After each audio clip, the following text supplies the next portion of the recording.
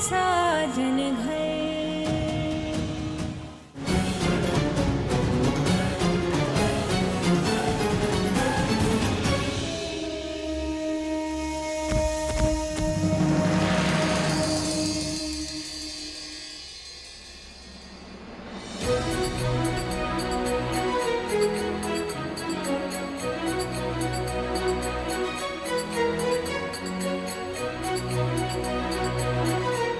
जी चलो।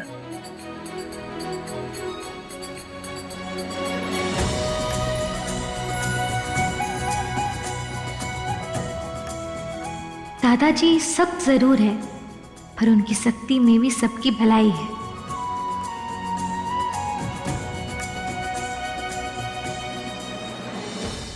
पूजा, आजा दादाजी से मिलते हैं। नमस्ते दादाजी। हाँ, खुश रहो। दादाजी, ये मेरी फ्रेंड है पूजा। ओ, तो ये है पूजा। बहुत ही प्यारी बच्ची है बेटा, अच्छा लगा तुमसे मिलकर। दादू, ये जूती पहन लो, धूप बहुत तेज होगी, आपके पैर जल जाएंगे।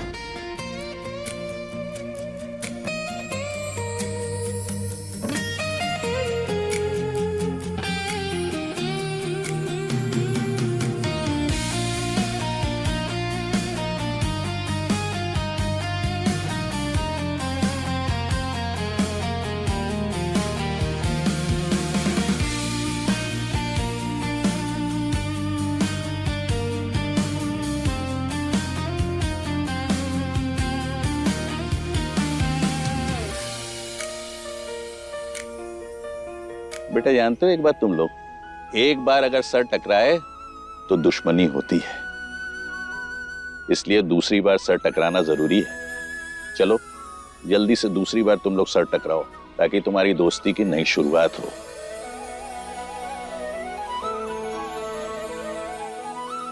खड़े खड़े क्या देख रहे हो, टकराओ सर।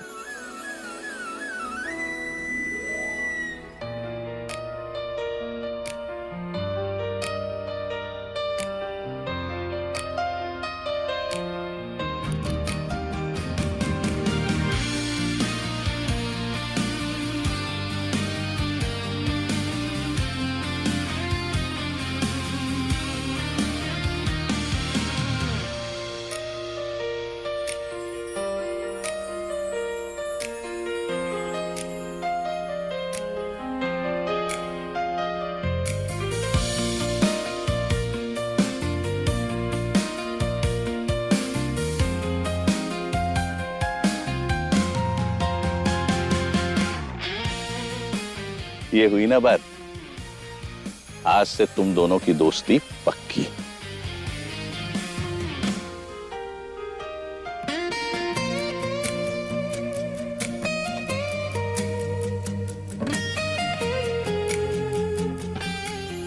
और किरण, तुम जी? कैसी बड़ी बहन हो तुम? तुम्हारे दोनों छोटे भाई दिन भर मोबाइल पे लगे पड़े हैं और अपनी सेहत खराब कर रहे हैं, और तुम हो कि तुम्हारा ध्यान ही नहीं है उन पर। कल से बगीचे में खिलाने की जिम्मेदारी उनकी, तुम्हारी। अगर वो लोग मुझे दोबारा मोबाइल पे दिखे तो फिर इस बगीचे के 50 चक्कर काटोगी तुम। 50 चक्कर? क्यों पूजा, 50 चक्कर की सजा ज्यादा है बच्चों के लिए? नहीं नहीं दादाजी, कभी कभार बच्चों को डिसिप्लिन में रखने के लिए ऐसी सख्ती जरूरी होती है। और देखिए ना, उन्हें सजा में मजा भी आने लग गया, अपने आप खेलने लग गए वो।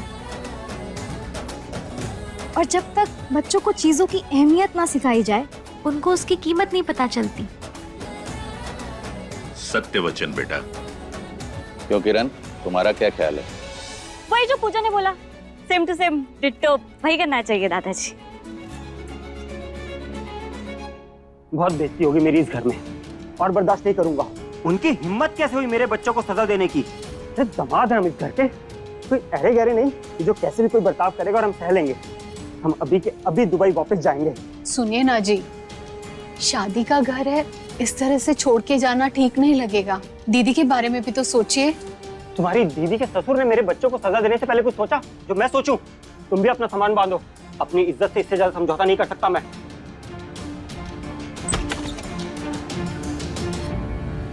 जीजा जी, बाबूजी की तरफ से मैं आपसे और बच्चों से माफी मांगती हूँ। प्लीज आप शांत हो जाइए, ऐसे ऐसे घर छोड़ के मत जाइए।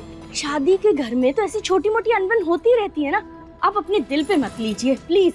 छोटी मोटी बातें आपके लिए होंगी दीदी, हमारे लिए नहीं। नहीं, अरे नहीं नहीं नहीं, मैं आपको ऐसे नहीं जाने दूंगी, बिल्कुल नहीं। नहीं ठीक है, जब मेरी किसी बात की इस घर में कोई अहमियत ही नहीं है तो मैं किसी से कुछ नहीं बोलूंगा। यहाँ चुपचाप कोने में बैठा रहूंगा, न बाहर आऊंगा न शादी के किसी रस्म रिवाज में शामिल होऊंगा।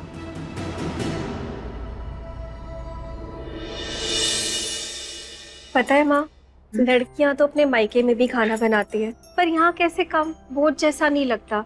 वहाँ तो सारा काम जिम्मेदारी पूर्ति करना पड़ता है। यहाँ कैसे अप्पू के साथ भी अपनेपन में कितनी मस्ती सी लग रही है, नहीं?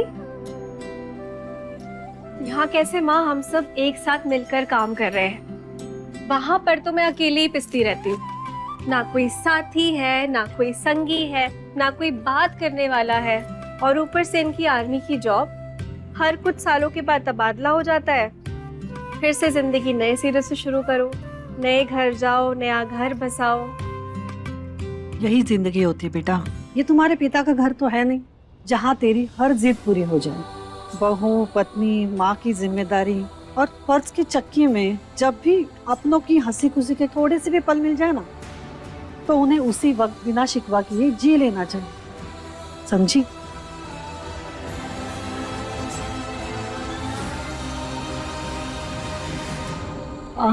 वैसे पूजा बेटा, तुम्हारे परिवार में कौन कौन है?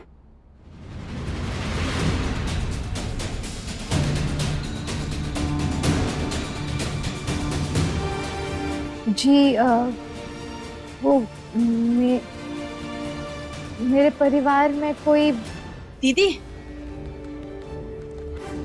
जीजा जी गुस्सा हो गए, वापस जाने की जिद कर रहे हैं, मान ही नहीं रहे। अब माँ जी से बात करूं? हो सकता है उनके समझाने पर रुक जाए। हाँ, माँ जी से बात कर लो। अरे पूजा, तू यहाँ क्या कर रही है? अच्छा छोड़ ये सब कुछ और चल मेरे साथ, तुझे बहुत कुछ दिखाना है। अच्छा। वाह किरण, खुद से तो हाथ हिलाए नहीं जाते, और जब पूजा हमारी मदद कर रही है तो उसे खींच कर लेकर जा रही है।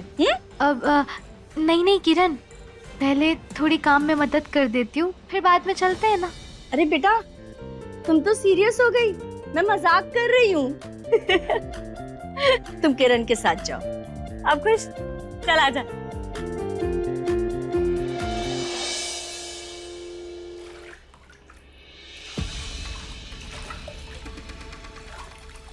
बस कर।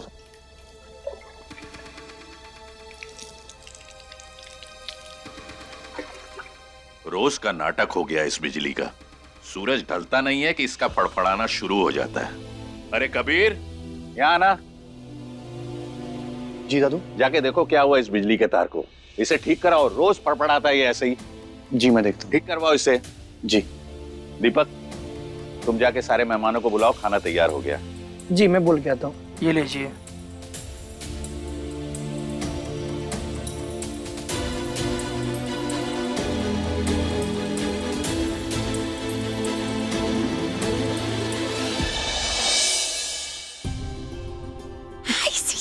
देखो देखो मामा क्या है, देखो।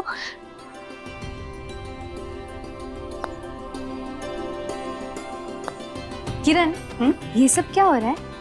हमारे यहाँ उज्जैन में आज भी ना शादी ब्याह में बुके सिस्टम नहीं बल्कि पंगत होती है, और सब इसी तरह से एक साथ जमीन पर बैठ के ना एक साथ खाना खाते हैं। और पता है शादी में तो ना इससे भी बड़ी पंगत होती है, जहाँ मेहमानों को इसी तरह प्यार से खाना खिलाया जाता है।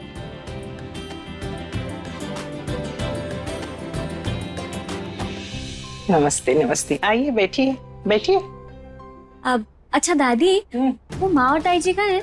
तेरे मौसा जी को फिर से मनाने गए हैं, शायद इस बार मान जाएं।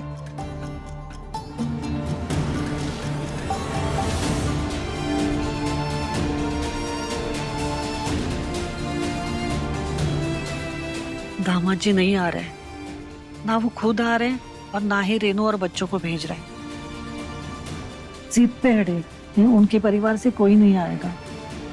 क्या करे अब, भाऊजी को क्या बोलेंगे? इन्हें पता है? नहीं।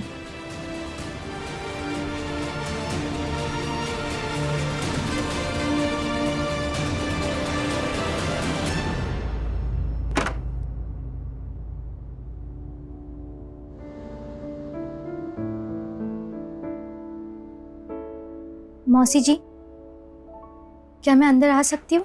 हाँ बेटा, आ जाओ।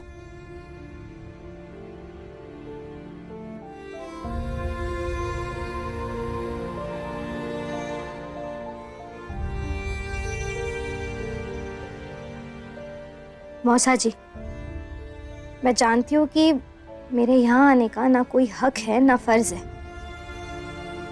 एक अनजान होकर, आपसे उम्र में काफ़ी छोटी होकर आपसे कुछ गुस्ताखी करने जा रही हूँ, इसलिए मैं माफ़ी चाहती हूँ। मौसा जी, आज जो कुछ भी हुआ वो बच्चों के लिए सज़ा नहीं, बल्कि उनकी भलाई थी। बच्चों का दिन भर मोबाइल में खेलना उनकी आंखों को खराब करता है, उनका दिमाग विकसित नहीं होने देता। धूप और ताज़ी हवा अगर बच्चों को बढ़ती उम्र में ना मिले तो शरीर बहुत कमज़ोर हो जाता है, शरीर में बीमारियां पड़ जाती है। मौसा जी, अगर बच्चों के अच्छे स्वास्थ्य के लिए दादाजी की जगह आपके पिताजी ने यह कदम उठाया होता तो क्या आपको इतना बुरा लगता?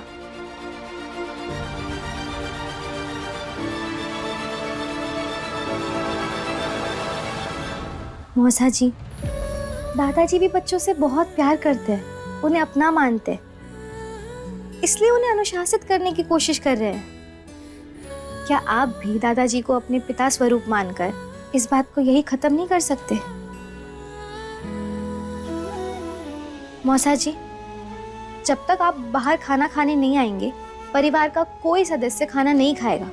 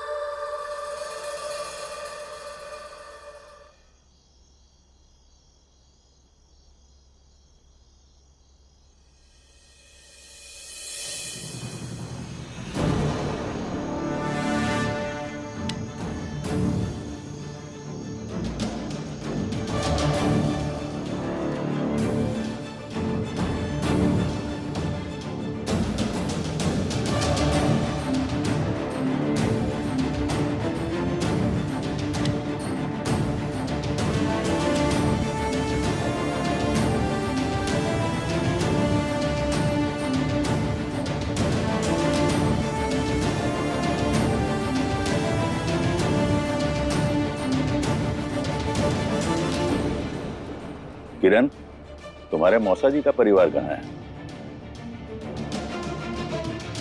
वो लोग अब तक खाना खाने क्यों नहीं आए? अब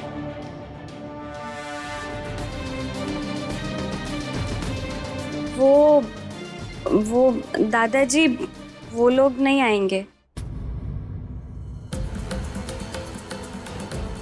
किसने कहा हम नहीं आएंगे?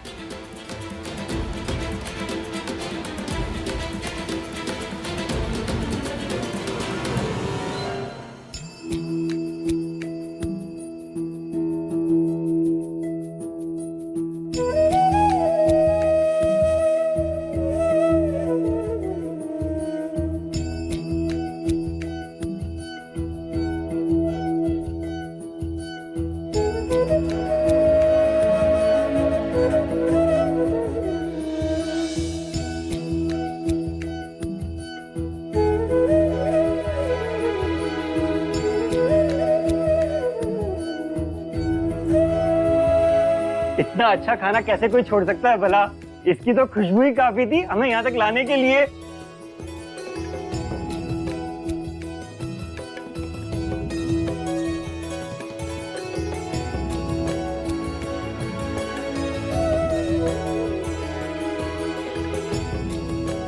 सॉरी दादाजी। दादी, अब से हम आंगन में खेलेंगे और मोबाइल में नहीं। वाह, दोनों बहुत समझदार हो। एक ही बार में समझ गए। आओ मेरे पास आओ। तुम यहाँ बैठो खाना खाने के लिए और तुम यहाँ बैठो मेरे साथ खाना खाने के लिए। ये हवा का रुख बदला कैसे?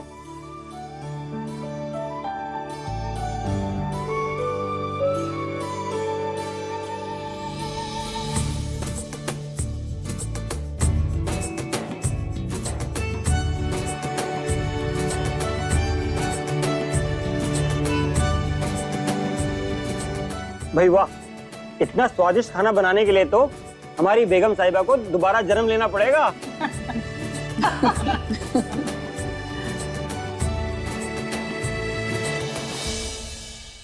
जो काम हम सब मिलकर ना कर पाए वो इस पूजा ने अकेले करके दिखाया। बड़ी ही प्यारी बच्ची है।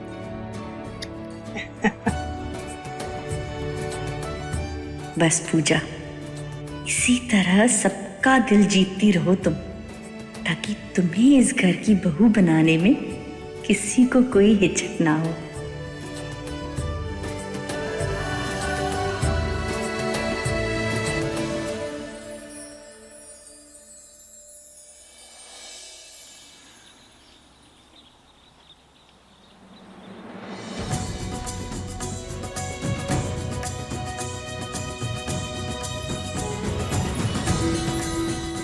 बाकी सब ठीक लगा है ना?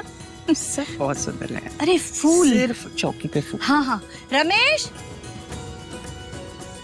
सुनो, ये ना ताजे फूल जाके चौकी पर रख दो, ठीक है? अच्छा मैं आ रही हूँ।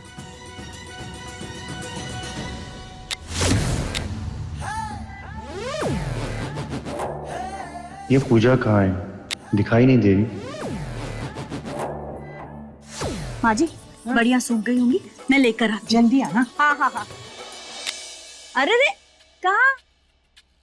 नहीं नहीं, ये औरतों का फंक्शन है, तेरा यहाँ पे कोई काम नहीं है, तू बाहर जा। चल। फोटोज ये देखो। अरे कितनी अच्छी अभी तक फोटोज ले रहे, बाहर जा। सुन, मैं काम से बाहर जा रही हूँ, इससे निकाल यहाँ से। हाँ? जीजी ने क्या कहा, सुना नहीं तूने? चल बाहर निकलना। मौसी क्या सुंदर पिक्चर आई है, ये देखो। इतनी सुंदर फोटो के बाद भी अगर आप मुझे भगा रहे हो तो ठीक है, फिर मैं चला ही अरे जाता अरे हूँ। रुक ना, नहीं। कहाँ जा रहा है? फोटो तो पूरी खींच। हाँ? ठीक है चलो, पोज पोज।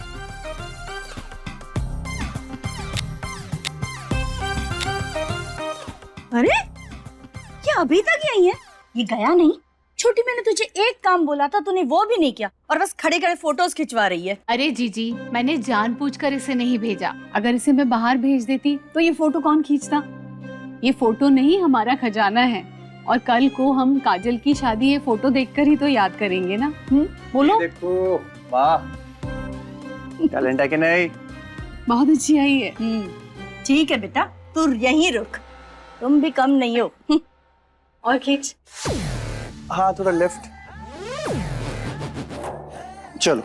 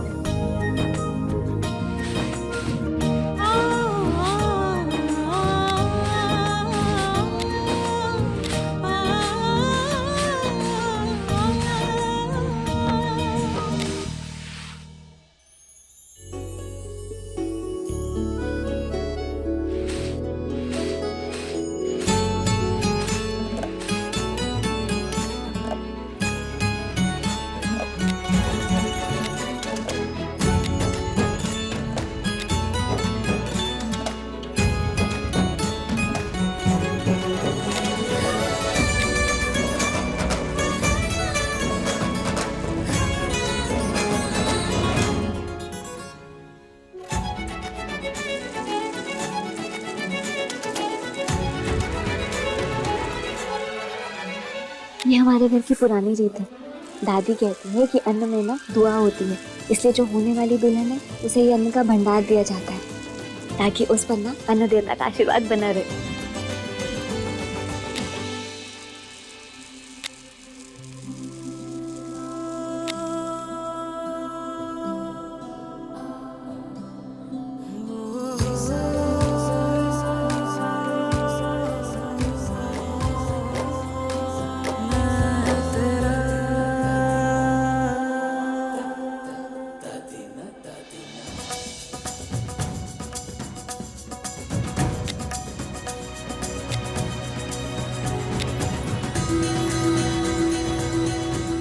किरण, इस रस्म का क्या मतलब है?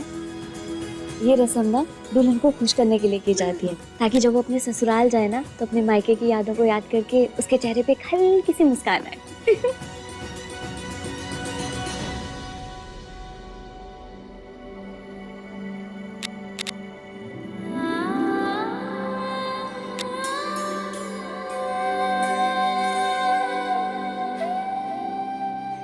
पूजा, शगुन की रस्म पूरी हो गई, सबका मुंह मीठा करा दे।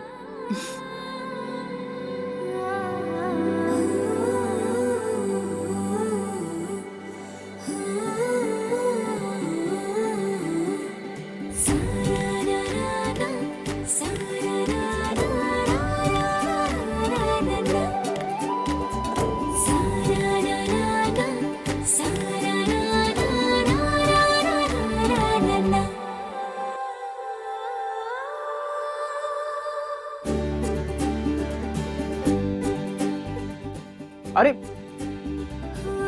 मुझसे ऐसा कौन सा पाप हो गया जो मुझे मीठा नहीं खिलाया जा रहा है?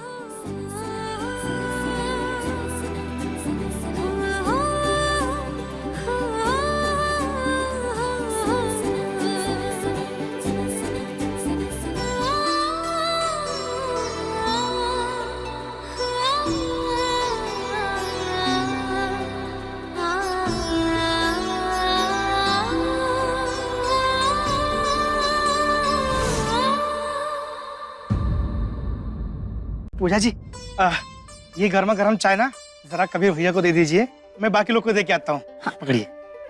कबीर जी, तुम भैया को उठा दोगे? हाँ। के बच्चे रुक तो रुक।